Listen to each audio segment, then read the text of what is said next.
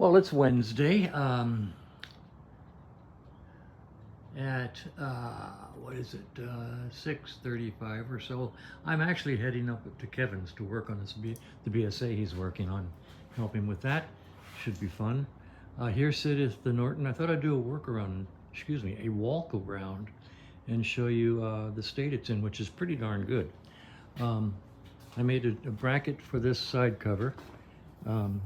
It's really strong, works great. I could try to get one of the spring-loaded releases up here, but frankly, this is awfully nice and it's not bad. And you don't take it off that often, and I might just leave it. So anyway, I also have to work on the battery hold down because the strap I've got is too short. So I'll do that. I still need to take the exhaust system apart and tighten it all down because I'm not sure there are crush washers inside here or not, because it moves. But basically, it's pretty darn complete. The client's going to bring the seat down tomorrow, I believe. And at that point in time, it's pretty straightforward. Fully functional bike with 2 or 3 small things outstanding. Let's see. Oh, the big holdup is, of course, the shifter shaft in here. That's ordered, and unfortunately, I had to order it from the only source I know that I could find it from, and they are less efficient in their shipping. Most of my sources will ship, basically the same day, and I'll get it in 3-4 days. This one takes longer. Let's just say that. So I'm waiting on the shifter shaft so we can actually do a test ride. So that's where we are. I'm going to head up to Kevin's now, and I'll do a video of the BSA we're working on. Yep. I happen to have some left over. Really? Nice big square ones, because they don't go to a Norton. That's for Ding Dong Shore. Go through that hole? Oh, I'm sorry. I thought you meant underneath. No. Put it in place and we'll just have to order it. Yeah. So as you can see, we're over at Kevin's this morning working on this Beezer. Just put the chain guard on. Right now we're relocating the rectifier regulator because it was in the way of the air cleaner for the carburetor as it was. So I'm making that progress. And tank over here, we need to get the center rubber plug. And that's where we are. We're over here working on the Beezer. Going to make some progress today. Isn't this cute? Little bitty. What's this, a 250? Yeah, that's the, I think it's a 67 Mountain Cub. 67 Mountain Club 250cc Triumph. Yep.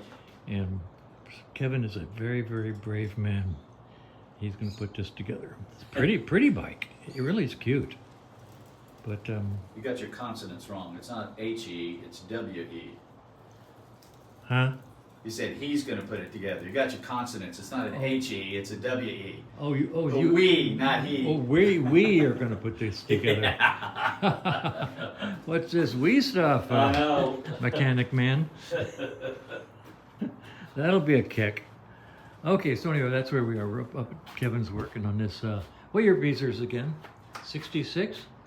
Yeah, 66. 66 Beezer. Okay. It's It's starting to come together. confused me. It's interesting when they're all ripped apart like this. It's like, it'll never work. And then you start putting on the sheet metal, and they take on a whole different appearance. They just say, oh yeah, it's working, it's working. So, okay, that's what we're doing. These are parts for the little single-cylinder 250. New piston? Yep. Okay, and yeah. No rings. Is that marked to 10 over or anything like that? Probably. Okay. I don't know. Whoops. Here's the part. Loose stuff. Those are the This clips. is beautiful. Somebody did a good job on this jug. I know. That looks very nice. And we're doing S100 on that. Mm-hmm. Don't use these little offsets. No. Little locking. Yeah, that's why I haven't touched any of that. Yeah. Okay, got it. And that. Yep. Skid plate and that. Yep. All right. And yeah, we need to figure out how the timing is set and find an exhaust pipe. Client may have it. Yeah, that's what I'm guessing. Yeah. And whether or not there's a case over here for a battery. We'll get into the parts book and do some research. So we're heading down to my house now. We've got to up to a stopping point on this Beezer. All fresh tranny oil, air cleaner mounted, the chain guard mounted. We have the new rectifier regulator up here being held in place while the silicone holding it seals overnight. Gas lines are made, need to be hooked up. Tank is in place, but we need to buy the rubbers for the center hold down and the safety bar that goes across the bottom. That's on order. And new nut for the foot peg. And those are parts that Kevin has on order. So we're at this point in time, we are at a stopping point. So we're going to go back down to my place and do a little bit of work on the Norton and call it a day. All right, we're back from Kevin's. We got to a point where we're waiting on parts up there. So here we are down at my place again, and it's 9:20 or so. Yeah. So I think what we're going to do is drop off the exhaust system. It's pretty straightforward. Since there's no crossover, these are 750 pipes. Since there's no crossover, dropping the exhaust system off is pretty straightforward. And I'm not sure that the high beam indicator on the dashboard's working, so I'm going to go into the light and see if I have voltage going up to that light and what I can do to make sure that the high beam indicator is working. And anything else that I can't think of? We're getting to the point where we're waiting on shifter shaft. Interesting. Okay, here we go. Okay, so these are probably aftermarket 750 pipes. They are flared at the end, which means that the big nut just can go right up against them. And for that reason, you don't need to use this split crush washer or split washer that was used with the 75s. So this guy, which is flared, fits inside here. Hold it up, please. Like so. Okay, yeah. This guy then goes in here like that, and that's your seal on the exhaust, okay? Now, what I also do on these 75s when I put them together, in addition to this, I take an old-fashioned crush washer from one of the earlier bikes, and I put it inside the port first with some high temperature red HTV gasket maker. This is high temp, and it fits right in here. So I put this guy in here for extra crush, and I hold him in place with high temperature red silicone and get a really good seal on the exhaust pipe. This really is high temperature, and believe it or not, these things don't run that hot.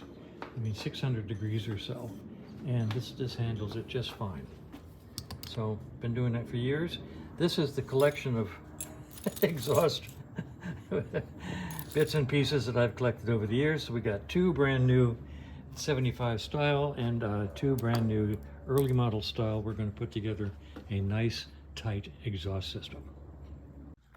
Well, let's see. It's what time is it? My goodness. All right, 1:40. Call that 1:30. What the heck? Yeah. The bike is just about complete. I mean, seriously. It's ready for show and tell tomorrow. The client's bringing the seat down with him. We'll put the seat on it. And at that point, it's actually a complete rideable bike if we had the shifter shaft, which is still in order. All the lights work. I fixed the high beam indicator on the dashboard today. Kevin took the whole exhaust system on both sides completely off, tightened everything, put it back together. So at this point, we're waiting on the shifter shaft that goes in here. And I ordered some new LEDs, and if the LEDs come in and they look good, I'm going to replace all the lights on this dashboard with LEDs. I have a new dashboard decal. That'll look good. So one way or another, I'll get the new dashboard decal on there, hopefully with new LEDs. So the bike looks good. Air cleaner's on. Built a hold down for the left side cover that's really sturdy. The only thing I'm going to do next, let's see, well, besides mess with the dashboard, let me show you over here. First of all, here's the dash decal. I'll show that to you just for the heck of it.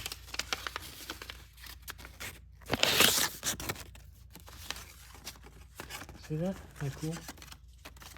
So that can be replaced.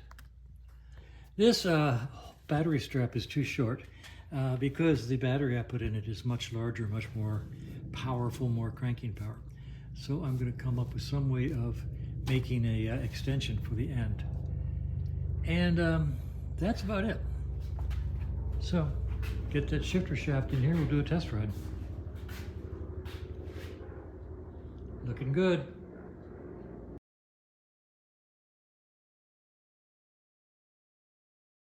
Meanwhile, back at the ranch, I'm up here in the headlight, and I pulled the high beam light out. The bulb is burned, but it is also not getting voltage. Two things, and joy of joys, the source for the voltage for the high beam light is way under here, under the gas tank. So I have to go into the gas tank and find out why that wire's not going up there. I don't know why they couldn't have taken it right out of the headlight, but they didn't. And the bulb's burnt out, so I have to replace that bulb. That's where we are.